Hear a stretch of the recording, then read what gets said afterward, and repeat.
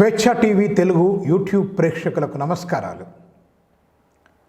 కేంద్ర ప్రభుత్వ బడ్జెట్ ఆర్థిక శాఖ మంత్రి శ్రీమతి నిర్మలా సీతారామన్ గారు ఈరోజు లోక్సభలో ప్రవేశపెట్టారు.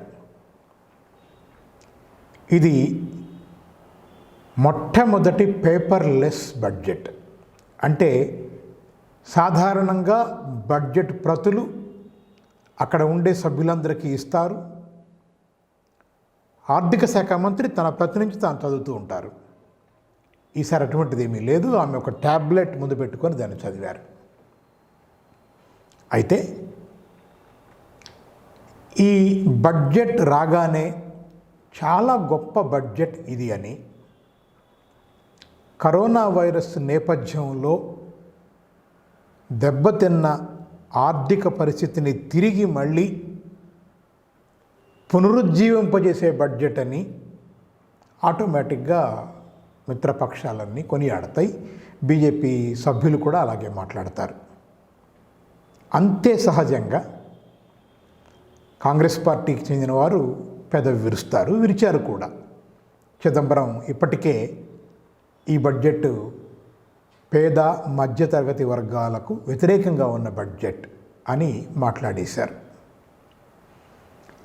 360 పేజీల సుమారు ఉన్నటువంటి ఈ బడ్జెట్ గురించి వివరించాలి అనంటే అది వెనువెంటనే సాధ్యమయ్యే పని కాదు. బహుశా ఒక 10 వీడియోల దాకా మనం మాట్లాడుకోవాల్సిన సమాచారం ఉంటుంది ఖచ్చితంగా అందులో. అందుకని స్థూలంగా ఒక్కొక్క అంశాన్ని మనం ఒక్కొక్క వీడియోలో చూసుకుంటూ వెళదాం. 2021, 22కు చెందినటువంటి ఈ ఫైనాన్స్ బడ్జెట్ని, యూనియన్ బడ్జెట్ని ప్రధానంగా ఆవిడ 6 పిల్లర్స్, 6 స్తంభాల మీద నేను నించోబెట్టాను అని చెప్పారు. ఆ 6 స్తంభాలు ఏమిటి అంటే హెల్త్ అండ్ వెల్బీయింగ్ ఒకటి, అంటే ఆరోగ్యము, ప్రజల యొక్క ఈ ఆరోగ్య స్థితి, physical and financial capital and infrastructure, భౌతికంగా ఆర్థికంగా పెట్టుబడులు, తర్వాత దానికి సంబంధించినటువంటి ఇన్ఫ్రాస్ట్రక్చర్ ఎలా ఉంది అనే దాని మీద, inclusive development for aspirational India, ఇది 3వ పిల్లరు, రీఇన్విగరేటింగ్ హ్యూమన్ క్యాపిటల్, అది 4వ పిల్లరు, ఇన్నోవేషన్ అండ్ ఆర్డి 5వ pillar, minimum government maximum governance 6వ పిల్లరు. ఈ 6 పిల్లర్ల ప్రాతిపదికగా నేను ఈ బడ్జెట్ని ప్రవేశపెట్టాను అని నిర్మలా సీతారామన్ గారు చెప్పారు. అయితే కొన్ని కస్టమ్స్ డ్యూటీలు పెరిగాయి, మేక్ ఇన్ ఇండియా కోసం చేశామని చెప్పారు. పబ్లిక్ సెక్టార్ బ్యాంకింగ్స్లో పెట్టుబడుల ఉపసంహరణ ప్రత్యేకించి మరొక 2 జరగబోతోంది అని చెప్పారు. జనరల్ ఇన్సూరెన్స్ కంపెనీలో ఫారిన్ డైరెక్ట్ ఇన్వెస్ట్మెంట్ 49% నుంచి 74% దాకా, అంటే సంపూర్ణంగా పూర్తి యాజమాన్యం విదేశస్తుల చేతుల్లోకి వెళ్ళే ఒక అవకాశాన్ని కల్పించారు పెట్టుబడులని ఆహ్వానించడం అనే పేరుతో. ఇంకా ఎన్నికల రాష్ట్రాలకి, అంటే పశ్చిమ బెంగాల్, తమిళనాడు, కేరళ, ఈ రాష్ట్రాలకు సంబంధించి ఆటోమేటిక్గా కొంత ఎక్కువ వాగ్దానాలు వెళ్ళినట్టు కనపడింది. ఫిజికల్ డెఫిసిట్ని 9.5%గా ఉన్న దాన్ని అది 6.8% అవుతుందని ఒక ఎస్టిమేషన్ వేశారు. వేతన జీవులకు ఎలాంటి ఊరట లభించలేదు. వాళ్ళ ఇన్కమ్ ట్యాక్స్ స్లాబ్స్ ఎలా ఉండాలో అలాగే ఉన్నాయి. స్థూలంగా మాట్లాడుకుంటే ఇది. హెల్త్ అండ్ శానిటేషన్ విషయానికి వస్తే ఒక పాజిటివ్ పాయింట్ ఖచ్చితంగా మనం అంగీకరించాల్సిన పాయింట్ ఏమిటంటే, డెఫినెట్గా గతంలో ప్రీవియస్ బడ్జెట్ కంటే దాదాపు 137% బడ్జెట్ ఎక్కువ పెరిగింది ఆరోగ్య రంగానికి, పరిశుభ్రత రంగానికి, హెల్త్ అండ్ శానిటేషన్కి పెంచారు. దీన్నే ఒక న్యూ స్కీమ్ కింద అనౌన్స్ చేశారు. పిఎం ఆత్మ నిర్భర్ స్వస్థ్య భారత్ యోజన అనే ఒక పేరుతో ఖచ్చితంగా ప్రాథమిక, మాధ్యమిక, అలాగే టెర్షరీ చివరి స్థాయి హెల్త్ కేర్కు సంబంధించినటువంటి ఒక రంగాలకు సంబంధించిన ఒక ప్రోగ్రామ్గా దీన్ని తయారు చేస్తున్నాము అని చెప్పారు. అంతేకాదు 112 యాస్పిరేషనల్ డిస్ట్రిక్ట్స్లో ఈ న్యూట్రిషనల్ అవుట్కమ్స్ని పెంచడం కోసం కూడా పోషాన్ 2.0 అనే ఒక ప్రోగ్రామ్ని అనౌన్స్ చేశారు. అలాగే పబ్లిక్ హెల్త్ యూనిట్స్ మరొక 17 ఎయిర్పోర్ట్ల వద్ద, అట్లాగే at the points of entry, దేశంలోకి ఎక్కడైతే ఎంటర్ అవుతారో ఆ ప్రాంతాల వద్ద ఆపరేషన్లకు తీసుకొస్తామని చెప్పారు. 32 ఎయిర్పోర్ట్ల దగ్గర, 15 సీ పోర్ట్ల దగ్గర, అలాగే ల్యాండ్ పోర్ట్స్ దగ్గర కూడా వీటినన్నిటినీ మోడర్నైజ్ చేస్తాము హెల్త్ కేర్ని అని మాట్లాడారు. జల్ జీవన్ మిశ్రా అర్బన్ అనే పథకం కింద వాటర్ సప్లై జాతీయ స్థాయిలో ప్రతి ఒక్క ఇంటికి నీళ్లు, మంచినీళ్ళ సరఫరా వచ్చేట్టు చూస్తాము అని చెప్పారు. ఆల్రెడీ ఉన్నటువంటి అర్బన్ స్వచ్ఛ భారత్ మిషన్ని మరింత గట్టిపరుస్తాము అని చెప్పి హెల్త్ అండ్ శానిటేషన్ రంగం గురించి మాట్లాడారు. ఎడ్యుకేషన్ రంగం గురించి మాట్లాడితే ఒక 100 కొత్త సైనిక స్కూళ్ళని సెటప్ చేస్తామని చెప్పారు. 750 ఏకలవ్య స్కూళ్లను ట్రైబల్స్ ఏరియాస్లో ఎస్టాబ్లిష్ చేస్తామని చెప్పారు. లడాఖ్లో ఒక కేంద్రీయ విశ్వవిద్యాలయాన్ని స్థాపించబోతున్నాము అని కూడా చెప్పారు. ఇది ఎడ్యుకేషన్ వరకు. ఇంతకంటే పెద్దగా ఇప్పుడేవి వెలుగులోకి రాలేదు. గత బడ్జెట్తో పోల్చినప్పుడు ఎడ్యుకేషన్కి ఏమీ కేటాయింపులు పెరిగినట్లు కూడా కనపడటం లేదు. అట్లాగే ఇన్ఫ్రాస్ట్రక్చర్ విషయానికి వస్తే ఒక కొత్త పాలసీ ఇవాళ రంగం మీదకి వచ్చింది. దీన్ని వెహికల్ స్క్రాపింగ్ పాలసీ అంటారు. అంటే అన్ఫిట్గా ఉన్న వెహికల్స్, అది పర్సనల్ వెహికల్స్ అయితేనేమో 20 ఏళ్ళు, కమర్షియల్ వెహికల్ అయితేనేమో 15 ఏళ్ళు దాటిన తర్వాత ఆటోమేటిక్గా ఫిట్నెస్ సెంటర్స్లో ఫిట్నెస్ చేయించి ఆ తర్వాత వాటిని ఏం చేయాలి, ఫేజ్ అవుట్, ఎలా వాటిని క్రమక్రమంగా రవాణా నుంచి తొలగించాలి అనే దానికి సంబంధించి ఒక స్క్రాపింగ్ పాలసీని కొత్తగా అనౌన్స్ చేశారు. దీని మూలంగా రవాణా రంగం మీద కలగబోయే ఇంపాక్ట్ ఏంటి, కొత్త వెహికల్స్ ఎంత పెద్ద ఎత్తున లోపలికి వచ్చే అవకాశం ఉంది, ఈ స్క్రాపింగ్ని ఎట్లా ఉపయోగించుకోబోతున్నారు అనేది మనం లోతుగా తర్వాత చూడాల్సి ఉంది. అట్లాగే కేరళ, తమిళనాడు, వెస్ట్ బెంగాల్, అస్సాం ఎన్నికలు జరిగే ప్రాంతాలు, వీటన్నిటిల్లో హైవేలు, రోడ్డు వర్క్స్ పెద్ద ఎత్తున అనౌన్స్ చేయబడ్డాయి. అలాగే ఈ ఎస్సెట్ని మానిటైజ్ చేయడం కోసం కూడా national asset monetising pipe line అనేటువంటి దాన్ని లాంచ్ చేయబోతున్నారు.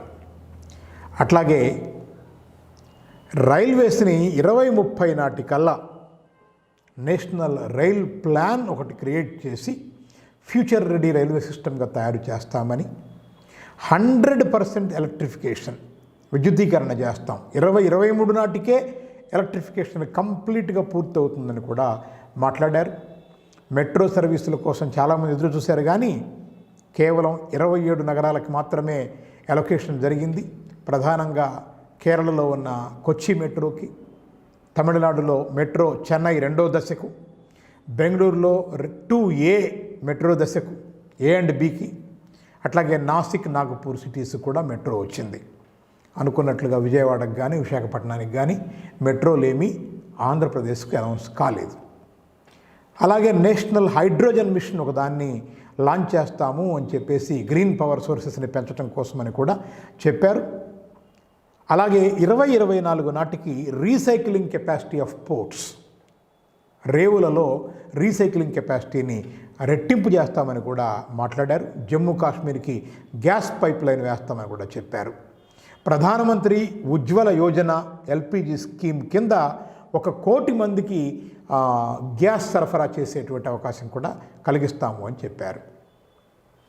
ఈ ట్యాక్స్ విషయానికి పెద్దగా ఎవరికి ఊరట లభించాల. కేవలం 75 ఏళ్ళు దాటిన వారు తాము ట్యాక్స్ రిటర్న్స్ని ఫైల్ చేయాల్సిన అవసరం లేదు అని ఒక బెనిఫిట్ని ఆ వయసు వారికి ఇచ్చారు తప్ప మధ్యతరగతి జీవులకు పెద్దగా ఊరట లభించలేదు. ఇది మనం బాగా అర్థం చేసుకోవాలి. అట్లాగే ఈ రిటైల్, మన రియల్ ఎస్టేట్ రంగం కోసం అఫోర్డబుల్ హౌసింగ్ ప్రాజెక్ట్స్కి కొంచెం ఒక 1 year పాటు ట్యాక్స్ హాలిడే డిక్లేర్ చేశారు. దీని మూలంగా రియల్ ఎస్టేట్ రంగం మీద ఏమైనా ఎఫెక్ట్ ఉంటుందేమో చూడాలి. అట్లాగే ఈ కాపర్ స్క్రాప్ను కూడా దాని మీద డ్యూటీ ఒక 2.5 తగ్గించారు. వెండి బంగారం మీద కూడా కస్టమ్స్ డ్యూటీని సరళీకృతం చేయబోతున్నారు, హేతుబద్ధీకరణ చేయబోతున్నారు. అట్లాగే నాఫ్తా మీద ఉండే డ్యూటీ కూడా 2.5% రెడ్యూస్ చేశారు. సోలార్ ఇన్వర్టర్స్ మీద డ్యూటీ 5 నుంచి 20% పెరగబోతోంది. సోలార్ దీపాల మీద 5 నుంచి 15% పెరగబోతోంది. నైలాన్ ఉత్పత్తులన్నిటి మీద 5% కస్టమ్స్ డ్యూటీ రాబోతోంది. అట్లాగే కాటన్ దుస్తుల మీద కూడా కొంత పెరగబోతోంది. ఇక అగ్రికల్చరల్ ఇన్ఫ్రాస్ట్రక్చర్ సెస్ ఒకదాన్ని వసూలు చేస్తాము అని ప్రపోజ్ చేశారు. ఇది మేజర్ ఆస్పెక్టు. దీని గురించి మనం సపరేట్గా ఒక వీడియో చేద్దాం. ఎందుకంటే ఇది పెట్రోలు డీజిల్లో సుమారు 4 రూపాయల చిల్లర, పెట్రోల్లో 2 రూపాయల కొంత అదనంగా కలిపి వసూలు చేస్తాము. ఇది అగ్రికల్చరల్ ఇన్ఫ్రాస్ట్రక్చర్ సెస్ కోసం వాడతాము అని చెప్తున్నారు. మరి ట్రాక్టర్లలో డీజిల్ వాడేది చిన్న మధ్యతరగతి జీవితాలు 20 కిలోమీటర్లు 25 కిలోమీటర్లు వెళ్ళేవాళ్ళు వాడేటువంటి పెట్రోల్ మీద ఈ అదనపు భారం పడితే ఎట్లా అన్నప్పుడు బేసిక్ ఈ వాళ్ళు వసూలు చేసే డ్యూటీ, అంతకుముందు వసూలు చేసే డ్యూటీని తగ్గించి అదనపు భారం ప్రజల మీద పడకుండా చేస్తాము, ఇది వసూలు చేస్తాము అంటున్నారు. దానివల్ల అది తగ్గిస్తే రిలీఫ్ వస్తే ఉపయోగం, కానీ యాజ్ ఇట్ ఈజ్గా పెట్రోల్ రేట్లు అట్లాగే ఉంటే ప్రజలకు వచ్చేటువంటి ఉపయోగం ఏమిటో మనకు అర్థం కావాల్సి ఉంది. ఇంకా అట్లాగే ఫారిన్ డైరెక్ట్ ఇన్వెస్ట్మెంట్స్ సంబంధించిన లిమిట్ 49% నుంచి 74% పెరిగింది. ఇది ఇన్సూరెన్స్ కంపెనీలకు సంబంధించి ఒక పెద్ద వార్త ఇది. దీన్ని ఇన్సూరెన్స్ కంపెనీ ఉద్యోగస్తులు ఎలా రిసీవ్ చేసుకుంటారో మనం చూడాల్సి ఉంది. ఈ అగ్రికల్చరల్ సెస్ వస్తే దీన్ని దేనికి ఖర్చు పెడతామంటున్నారు అంటే మార్కెట్ ఏపీఎంసీలు, అగ్రికల్చరల్ ప్రోడక్ట్ ఆ మార్కెట్స్ ఏవైతే ఉన్నాయో ఆ మార్కెట్స్ కోసం వసూలు చేస్తాము. అంటే మండీల కోసం మేము వాటిని ఇన్ఫ్రాస్ట్రక్చర్ పెంచడం కోసం వాడతాము అంటున్నారు. ఇంకొక 1000 మండీలు కొత్తగా ఈనాంతో పాటు మనం అనుసంధానించి మేము చేస్తాము అని చెప్పేసి ప్రభుత్వం చెప్తోంది. అయితే ఎడ్యుకేషన్ సెస్ కూడా ఇట్లాగే మొట్టమొదట్లో వేయబడ్డది. ఎడ్యుకేషన్ సెస్కు చాలా 4 లక్షల కోట్ల సుమారు వసూలైంది, కానీ ఎడ్యుకేషన్ కోసం వాడాల. అట్లాగే ఇప్పుడు అగ్రికల్చరల్ సెస్ కూడా నిజంగా అగ్రికల్చరల్ సెస్కు వాడతారా, మరి వేరే అవసరాల కోసం వాడతారా, ఇవన్నీ ఇంప్లిమెంటేషన్లోనే తెలుస్తాయి. ఎవరో చెప్పినట్లు గాడ్ ఈజ్ ఇన్ డీటెయిల్స్, పైన విషయాల్లో ఉండడు. రేపు డీటెయిల్స్ వస్తే అందులో కనపడతాయి విషయాలన్నీ కూడా. కాబట్టి రేపు అమలులో ఏం జరగబోతుందో మనం చూడాలి. ఎంప్లాయ్మెంట్కి సంబంధించి పెద్దగా కొత్త ఎంప్లాయ్మెంట్ గురించి పెద్దగా మాట్లాడింది లేదు. అట్లాగే కాకపోతే ఒక పోర్టల్ ఏదో ఏర్పాటు చేస్తాము కన్స్ట్రక్షన్ వర్కర్స్ కోసం అని చెప్పారు తప్ప ఈ మైగ్రెంట్ లేబర్ కోసమో లేకపోతే నాన్ ఫార్మల్ సెక్టర్స్లో పనిచేసేటువంటి వర్కర్స్ కోసమో పెద్దగా అదనంగా స్కీములేమీ మనకు కనపట్టలేదు. ఇది స్థూలంగా వచ్చినటువంటి బడ్జెట్ ప్రపోజల్స్. అయితే ఒక్క మాట చెప్పి ముగిస్తాను. ఆత్మనిర్భర యోజన కింద సుమారు 20 లక్షల ప్యాకేజీని 20 లక్షల కోట్ల ప్యాకేజీని ప్రకటించారు నిర్మలా సీతారామన్. పాండమిక్ సమయంలో వచ్చినాయి. కానీ లాస్ట్ ఇయర్ ప్రవేశపెట్టిన బడ్జెట్కి ఈ ఇయర్ ప్రవేశపెట్టిన బడ్జెట్కి తేడా చూస్తే సుమారు 4 లక్షల కోట్ల మాత్రమే ఉన్నాయి. అంటే ఆత్మనిర్భర్ యోజన కింద నిజంగానే 20 లక్షల కోట్లు ప్రజలకు ఇచ్చి ఉంటే ఆ డిఫరెన్స్ ఇవాళ 20 లక్షల కోట్లు కనపట్టాల. అంటే మాటలు ఎన్ని చెప్పినా పాండమిక్ సమయంలో ప్రజలకు ఇచ్చినటువంటి ఈ ఒక రకమైనటువంటి రిలీఫ్ 4 లక్షల కోట్లకు మించి లేదు అని బడ్జెట్లో ఈ అంకెలు ఇవాళ స్పష్టంగా తెలియజేస్తున్నాయి. ఇది ఫస్ట్ నోటుగా దీన్ని మనం భావించి మనం దీని గురించి తర్వాత మాట్లాడుకుందాం. Thank you.